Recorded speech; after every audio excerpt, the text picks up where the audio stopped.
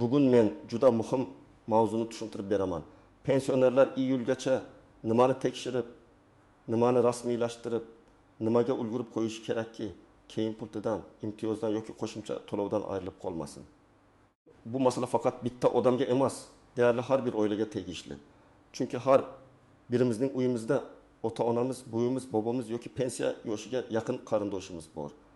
Agar vaqtida e'tibor berilmasa, odam o'ziga tegishli bo'lgan pulni oylar davomida ololmay qolishi mumkin.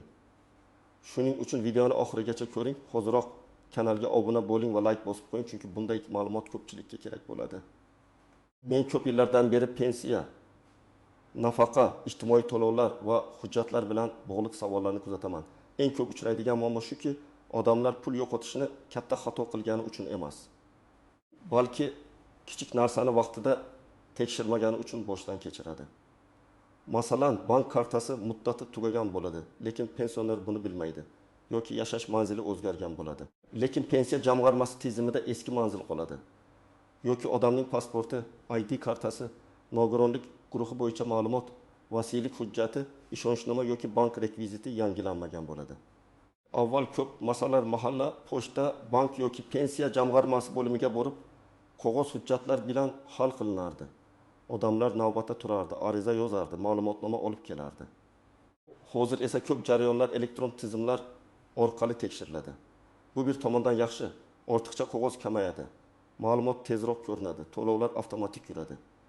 Lekin ikkinchi tomondan elektron tizimdagi bitta xato ham pul kelishini to'xtatib qo'yishi mumkin. Masalan, bank kartasi faol emas deb chiqsa, tizim to'lovni qaytaradi.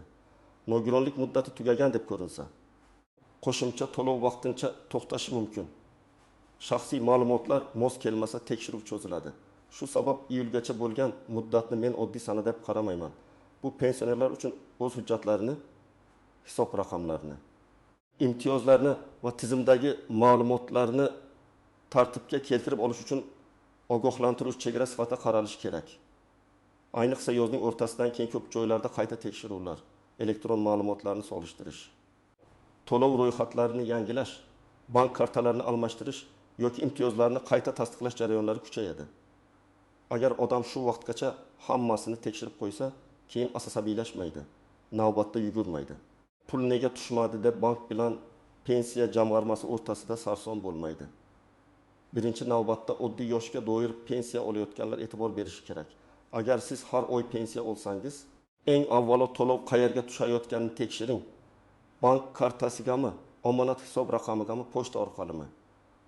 Ba'zi pensionerlar kartani uyda saqlab qo'yadi, o'g'li yoki qizi pulni yechib beradi. Lekin karta muddati tugaganini hech kim sezmaydi. Masalan, karta ustida 0624 deb yozilgan bo'lsa, u 2024 yil iyun oxirigacha amal qiladi. Shundan keyin pensiya tushmasligi yoki tushsa ham yechib bo'lmasligi mumkin.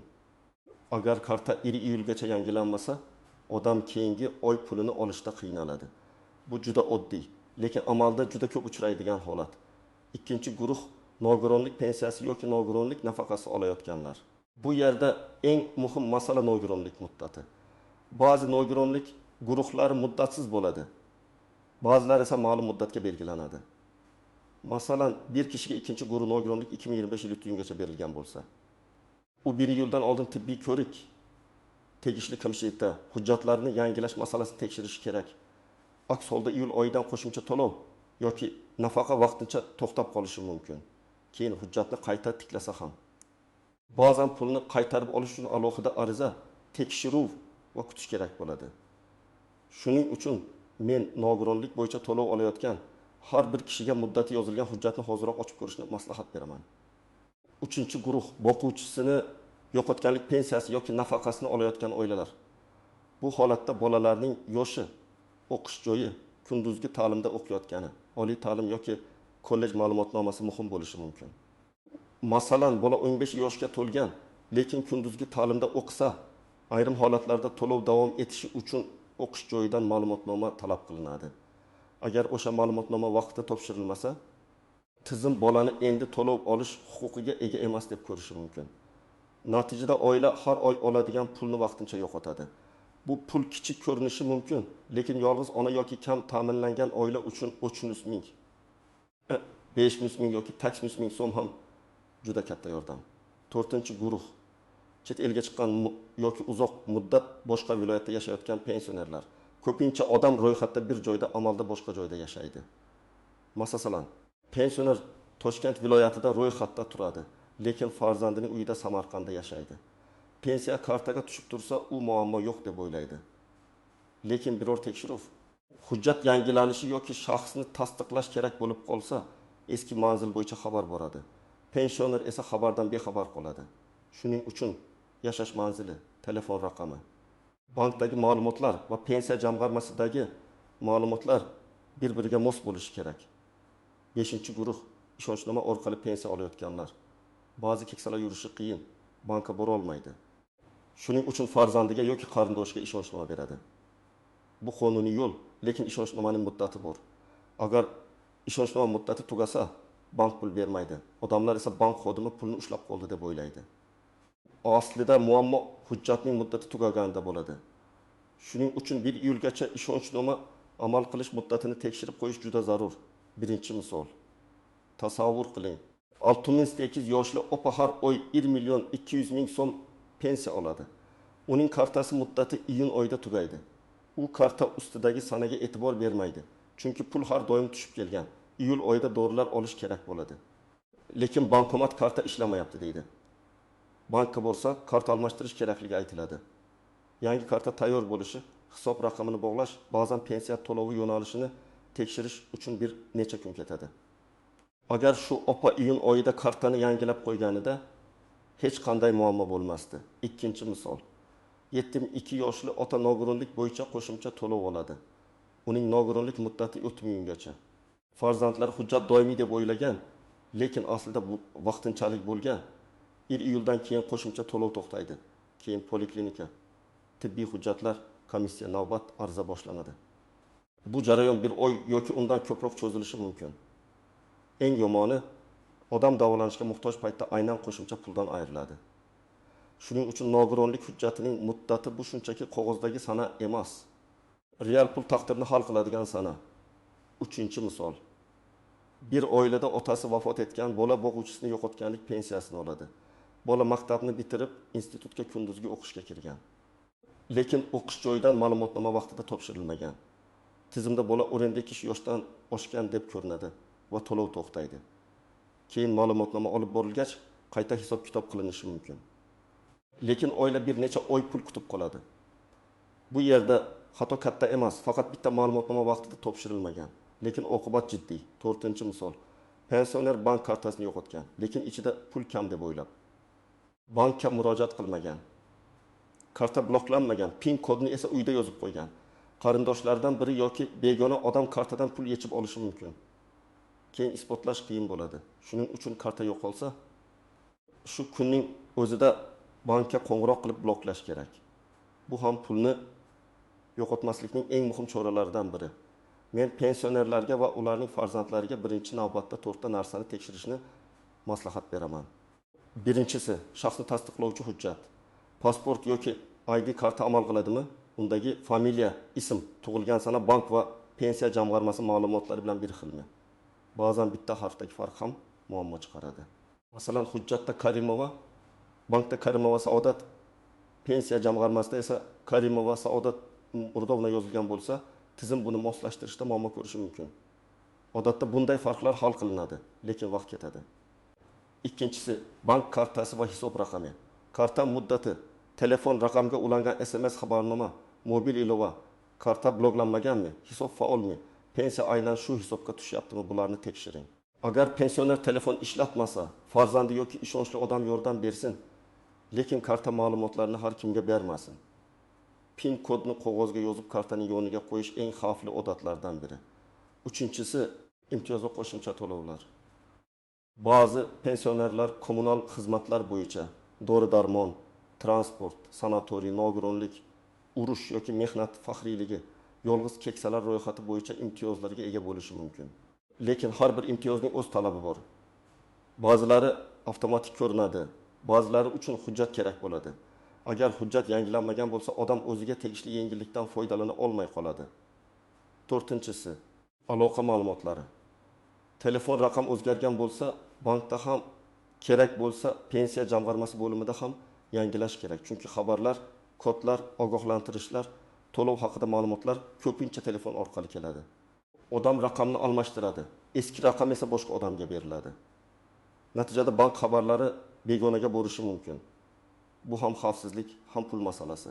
Agar sizning pensiyangiz har oy o'z vaqtida tushayotgan bo'lsa, kartangiz yangi bo'lsa, pasport yoki ID kartangiz amal qilsa, manzilingiz, telefon raqamingiz, bank hisobingiz to'g'ri bo'lsa, nogironlik yoki qo'shimcha to'lov hujjatingiz muddatsiz bo'lsa, sizda katta xavotirga asos yo'q. Lekin bu umuman tekshirmaslik kerak degani emas.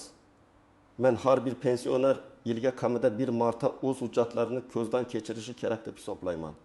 Ayniqsa iyulgacha buni qilish qulay. Chunki yilning ikkinchi yarmiga toza hujjatlar bilan kiriladi.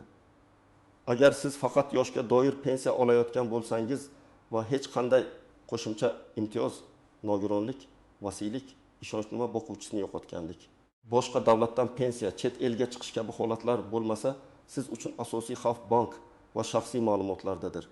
Ya'ni karta muddati, hisob raqami, pasport, telefon raqami. Shu to'rttasi joyida bo'lsa, odatda to'lovlar davom etadi. Endi eng nozik joylarga o'tamiz. Birinchi istisno, pul tushmay qolsa, bu har doim pensiya bekor bo'ldi degani emas. Ba'zan bank tizimidagi texnik kechikish, bayram kunlari, dam olish kunlari, hisob raqami almashtirilgani yoki karta bloklangani sabab bo'ladi. Shuning uchun vahimaga tushmasdan avval bankdan to'lov kelgan-kelmaganini aniqlang. Bank to'lov kelmagan desa, keyin pensiya jamg'armasi bo'limiga murojaat qiling. Agar bank to'lov kelgan, lekin karta muammoli desa, masala bankda hal bo'ladi. Ikkinchi istisno, pensioner vafot etgandan keyin kartaga tushgan pulni ishlatish mumkin emas. Bu juda muhim. Ba'zi oilalar bilmasdan yoki ataylab marhumning kartasidan pul yechib oladi. Keyin davlat ortiqcha to'langan pulni qaytarishni talab qilishi mumkin. Shuning uchun oila a'zolari bunday vaziyatda qonuniy tartibni bilishi kerak. Meros. Dafn puli, olinmagan pensiya qoldig'i kabi masalalar alohida tartibda rasmiylashtiriladi. Kartadan shunchaki pul yechib olish keyinchalik muammo tug'diradi. Uchinchi istisno, chet elga uzoq muddat ketgan pensionerlar. Turli davlatlar bilan pensiya to'lash tartibi, yashash joyini tasdiqlash, fuqarolik holati, bank hisobiga pul tushishi kabi masalalar farq qilishi mumkin. Agar pensioner Rossiya, Qozog'iston, Turkiya yoki boshqa davlatda uzoq yashayotgan bo'lsa, oldindan pensiya jamg'armasi bo'limidan maslahat olishi kerak.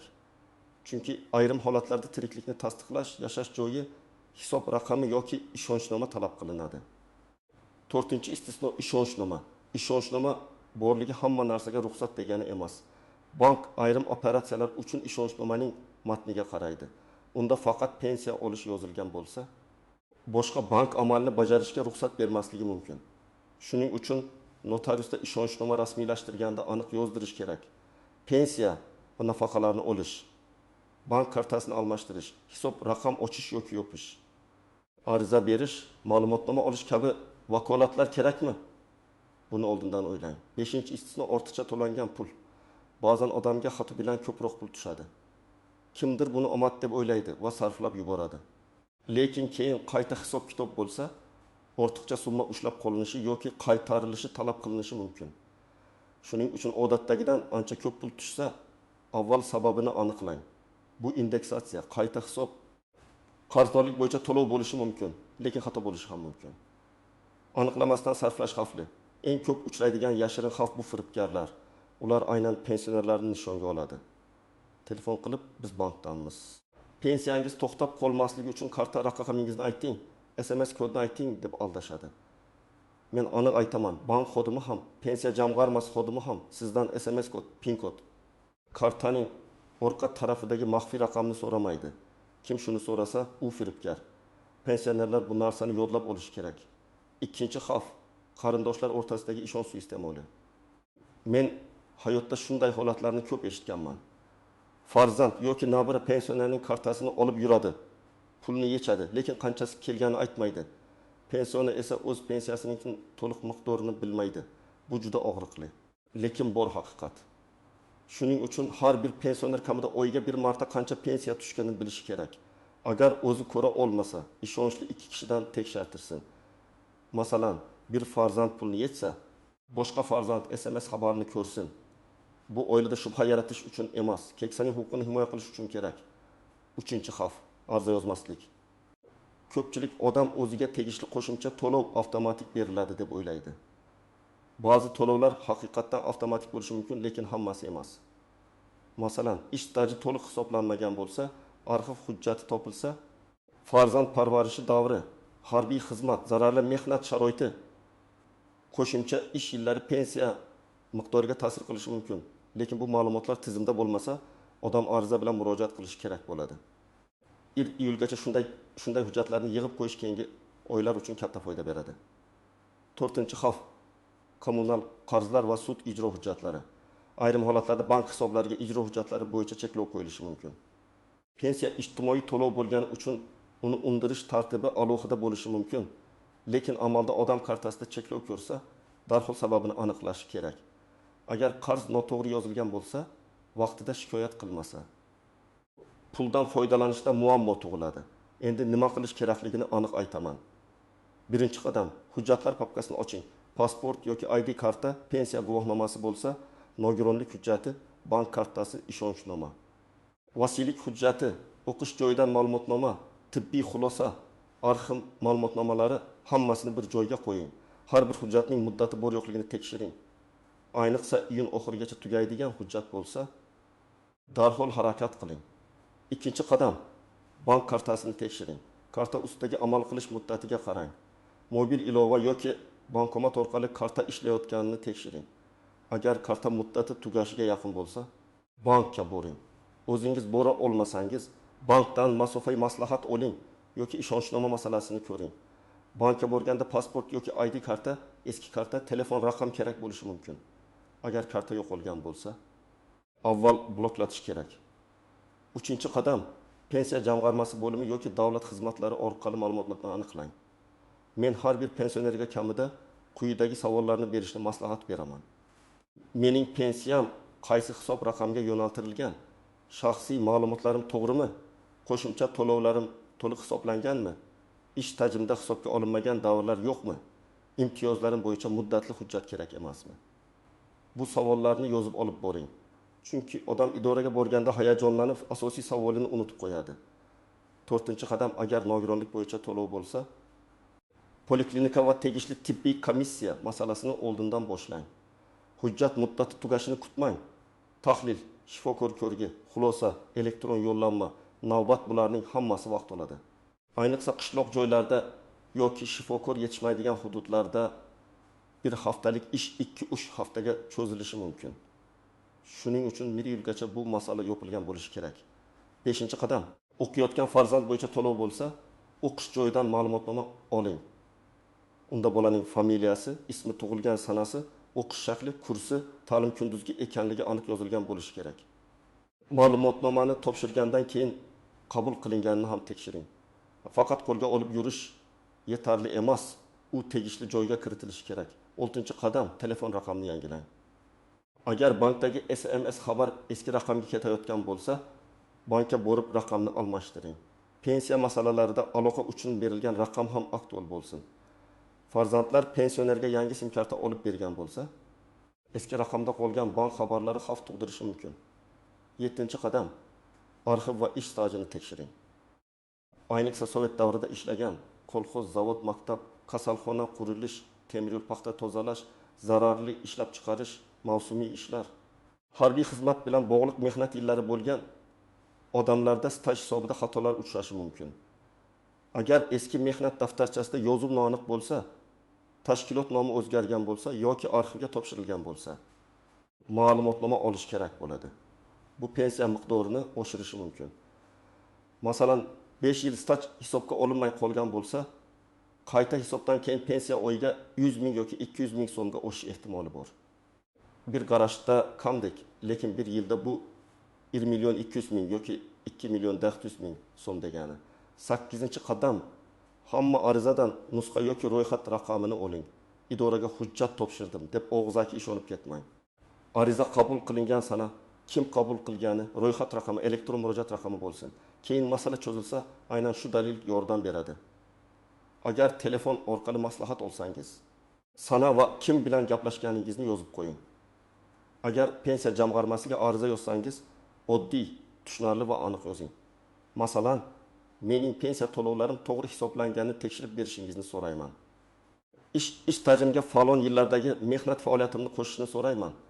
Bank hisob raqamimni yangilashni so'rayman. Nogironlik bo'yicha qo'shimcha to'lovim davom ettirilishi uchun hujjatlarimni ko'rib chiqishingizni so'rayman. Arizada familiya, ism, otasining ismi, tug'ilgan sana, pasport yoki ID karta ma'lumotlari, telefon raqam, manzil, ilova qilinayotgan hujjatlar ro'yxati bo'lsin. Agar bankka murojaat qilsangiz, muammoni aniq ayting. Pensiya tushmayapti, karta ishlamayapti, karta muddati tugagan, SMS xabar kelmayapti. Hisob raqamni pensiya to'lovi uchun yangilash kerak.